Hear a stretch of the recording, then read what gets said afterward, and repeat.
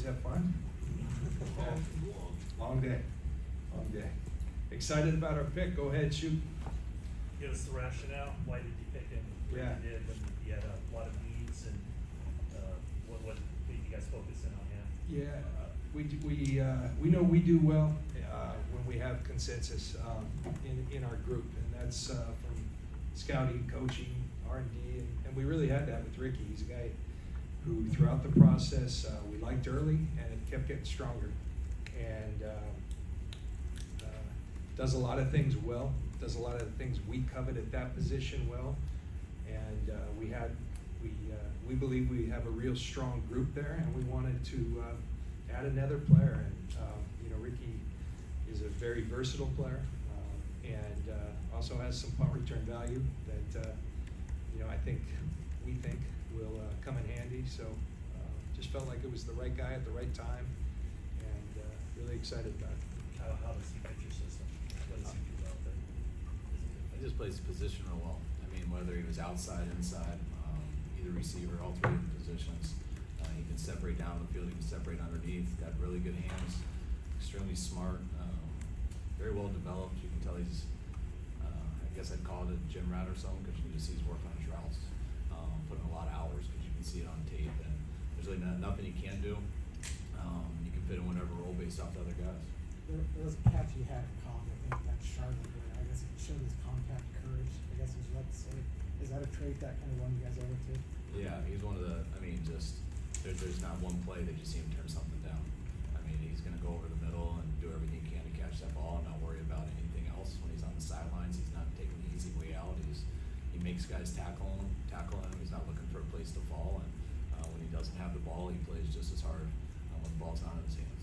Kyle and I mean, there's the highlight ones, but then there's just subtle in his day-to-day, game-to-game play. Kyle and I were watching a play today where he broke a tackle, he gets through and just gets popped, and he's equipped to take those hits, almost like he likes the physicality of the game. He enjoys run blocking, our kind of style. There were a number of reports today on potential trades for Deebo Samuel or Brandon Ayuk. Are those true? Is that still in play? And does this pick indicate anything? Why is it always us? But I don't know. I know that we're continuing to have positive talks with BA, and we are really efforting to get something done with him. And we're excited about continuing down that path. And Brandon being a part of this team, Deebo is a part of this team, and a big part of this team. So, like I said, we feel great about that group, and we feel like we just made it better with another really good addition to it who complements the group real well. Would you close the door on a trade? Never close the door on a trade. I mean, we'll always listen, and we have, but we like our group as it stands. Is it logical to think that it would have taken something in the first round for you guys to consider trading Brandon, and now that the first round is over, that's unlikely that you would move him? Yeah, I thought it was unlikely going into it, but that doesn't mean that it can't happen. So I mean, you listen to everything. Everything's about trying to improve our team as much as we can for 2024 without jeopardizing 25 as much as possible. So that's everything you look into, and whenever that opportunity comes, whichever way, if you can improve your team, you do that. Sometimes it's hard to picture improving your team though without them. John, the run on receivers getting big money, A.J. Brown, come on from Detroit. Is that concerning when it comes to bringing in Ayuk, or is that something you just expected from the market? Yeah, you expected that the market would take a bit of a leap this year. I think it surely has, and I think it tells you it's a premium position in our league right now. The ball's being thrown a lot, and we're asking these players to do a lot. So it's the reality, and deal with that. Was Ricky Pearsall one of your 22 first-round grades? And do you feel he brought it up? And do you feel he makes your team better now? Yeah, we had a high grade on Ricky, and we're for all the reasons we've told you, we're really excited to have Ricky part of our team. Kyle, we'll hear the word comp thrown out pretty much on draft scenarios. Can you give us a comp on Ricky Pearsall? Who does he remind you of? It's tough. I don't know if I want to do that. reminds me of myself, just a lot faster, much better hands, can jump, can just do everything much better. Do you see him as, I don't want to be held to that forever. do you see him as an outside receiver in the NFL style, or do you see him more as the slot? I see him as both. I mean, he's got the 40 to still get on top of people on the outside, which where that starts a little bit. I mean, you just got to have a threat of that to scare guys on a go route. And if you can do that, you can separate on the other routes. But he can get out of his break very well. He's not huge, but he's still got a good body to where he can handle it on any side or at any length of a corner. So, I mean, all of our receivers who play outside, they also play inside. So, you kind of want a guy who can do it all. Did he come Part in of the for a, process, I'm sorry, part of the process, you know, when we go through, we ask our guys, coaches, scouts to build these highlight tapes, and, you know, we usually ask the coaches, you know, give us their best stuff, and then show some plays that have some of their perceived weaknesses. The one really impressive thing with Ricky is his highlight tape just kept going and going and going, and you saw it when you watch games, but Kyle and I were sitting there, and, you know, we're like 85 plays deep, and consistently really, really solid plays and some wow plays as well. So I think he's an extremely consistent player who makes a lot of plays at, you know, at a high rate, and does so week in, week out. So that's exciting to add a player of that quality to our group. If Go ahead, Did you Dan. come in So- for a 30 visit, and did Brandon have any comments? Ricky did not come in. Ricky did not. No. He was teammates with Brandon at Arizona State. I mean, Yeah. did you guys get his feedback at all? Brandon on it? just texted. We got on the way in. Yeah. Yeah. Fire pit. Fire pit. Fire So, pit. Can't lie. Kyle, I know you So always- Herm, I talked to Herm though. Yeah. Herm, you know, Herm and I are close, and, you know, I remember when he was a true freshman at A-State, he started telling me about this kid and how excited he was about him, and spent his time there, and then moved over to Florida, and, you know, even upped his game against, you know, as good a competition as you'll find in college football. I know you always value what receivers do when the ball isn't in their hands. What stood out about Ricky when he didn't have the ball in his hands? That he makes guys tackle him. You know, you watch so many guys who just, they get what's there and they go down, and sometimes people are cool with that stuff, and sometimes a guy just isn't like that, and you kind of want to not have to ask guys to fight for every yard. You like to, you'd rather have to pull them back. And when you watch a guy who just fights for everything he can do and makes people tackle him, regardless of your make miss ability, just with your hands and how good they are, so you can transition and get upfield. With fearlessness, you can be good after the catch, but then you watch some of his cutting ability, which makes him a punt return option and things like that, and knowing that he does have the ability to make some guys miss and create edges with his hands, with kind of his mindset of being fearless. I feel he's gonna be good after the catch.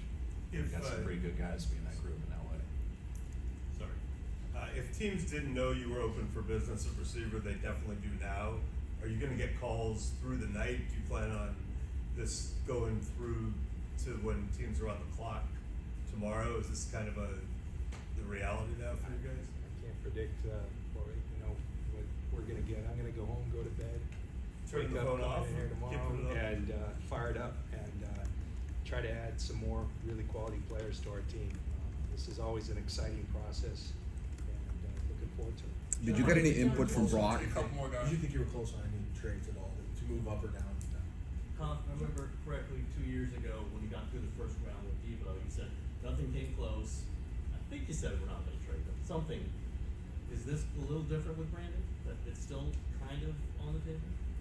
I mean, I'm getting mature, I think, as I get older. Everything's always on the table. Did you get any input That's a from? better answer for me. I mean, it doesn't seem that likely, to be honest, but like, I mean, I'm still on the table.